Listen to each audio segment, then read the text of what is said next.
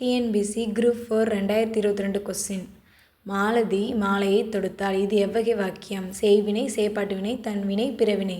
Answer செய்வினை. விளக்கம்: மாலதி மாலையை தொடுத்தாள். செய்வினை. தொடுத்தாள் அப்படிங்கிறது செய்வினை. மாலை மாலதியால் தொடுக்கப்பட்டது. இது செயற்பாட்டு வினை. இலக்கண குறிப்பறிதல் சாலச் சிறந்தது. தொடர் வகையை அறிக. இடைச்சொல் தொடர், விழித்தொடர், எழுவாய் தொடர், உரிச்சொல் தொடர். இது ஆன்சர் உரிச்சொல் தொடர். விளக்கம்: சால, தவ, உரு, நனி, கூர், களி, கடி, மா ஆகியவை உரிச்சொற்கள் ஆகும். பெயர் சொற்களை பொறுத்துக. மல்லிகை சினைப்பெயர், பள்ளி பண்பு பெயர், கிளை இடப்பெயர், இனிமை பொருள் பெயர். ஆன்சர் மல்லிகை பொருள் பெயர், பள்ளி இடப்பெயர், கிளை சினைப்பெயர், இனிமைங்கிறது பண்பு பெயர்.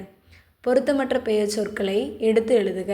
காலப்பெயர் செம்மை, சினைப்பெயர் கண், பண்பு பெயர் ஆண்டு, தொழிற்பெயர் ஆடுதல். இதில் பொருத்தமற்றது காலப்பெயரும் பண்பு பெயரும். காலப்பெயர் அப்படிங்கிறது ஆண்டை குறிக்கும், பண்பு பெயர் அப்படிங்கிறது செம்மையை குறிக்கும்.